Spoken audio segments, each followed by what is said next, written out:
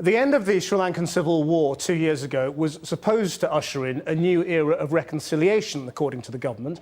But on the eve of a United Nations report into alleged atrocities carried out by both sides, Channel 4 News has rare footage from inside the former Tamil stronghold in the north.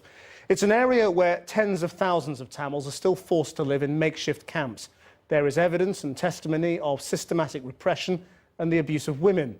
A warning, there are distressing images in this report by our Asia correspondent, John Sparks. A momentary glimpse of a troubled land. Scene stolen from a passenger seat window. Everyone's under surveillance. You can't do a thing without them knowing. This is northern Sri Lanka, where the military rules with an iron grip, and residents live in fear. The civil war ended 2 years ago, but many here say the conflict's not over. They accuse the army of intimidation, land seizures and rape. Tonight, we broadcast startling new testimony and pictures. It's clear that the conditions that people faced and continue to face are simply not acceptable and do not meet international standards. Almost 2 years since the war has ended, the situation remains very grim for people living in the north and east. There are still very serious human rights abuses occurring.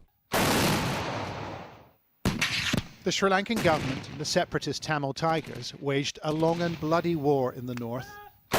Civilians, mostly Tamils, were caught in the middle. A UN war crimes panel thinks tens of thousands were killed, something the Sri Lankan government denies.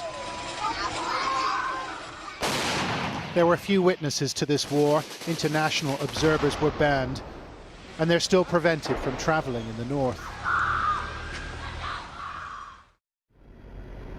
Our contact films in a town called Kilinochchi. He takes an extraordinary risk. If caught, the punishment would be severe. It used to be the Tamil Tigers' capital. Now the Sri Lankan 57th Army Division has stamped its mark on the community.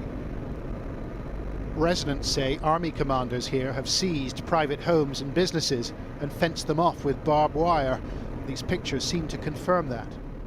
The Sri Lankan government is also accused of taking land for hotels and other development projects.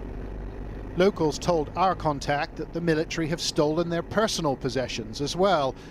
We filmed a series of fields crammed with thousands and thousands of motorcycles.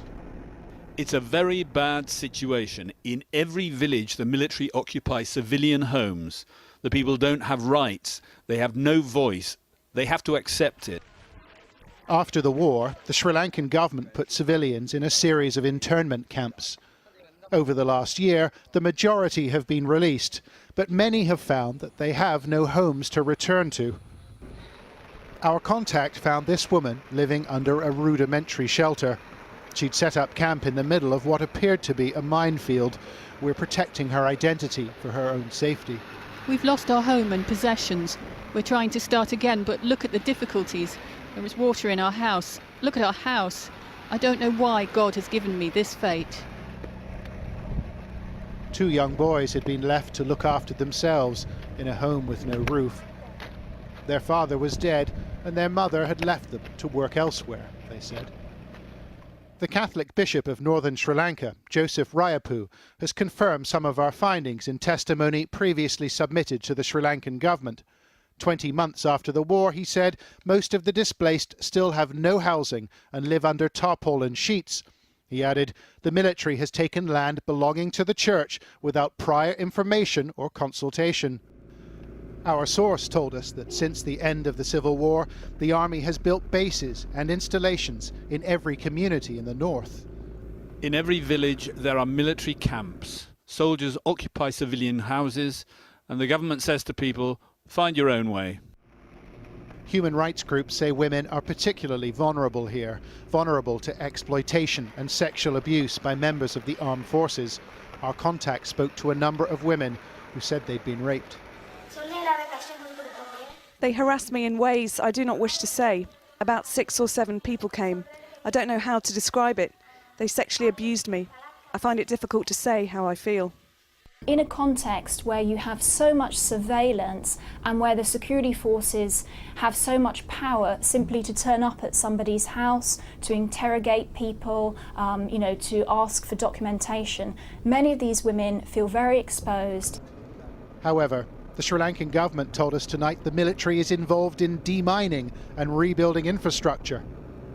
There has been international concern for the treatment of civilians during the Sri Lankan civil war, but our evidence, filmed over several months, suggests that survivors of that conflict continue to suffer. Well, in response to our report, the Sri Lanka government has issued a statement. This report is full of allegations which lack credibility, transparency and verifiability.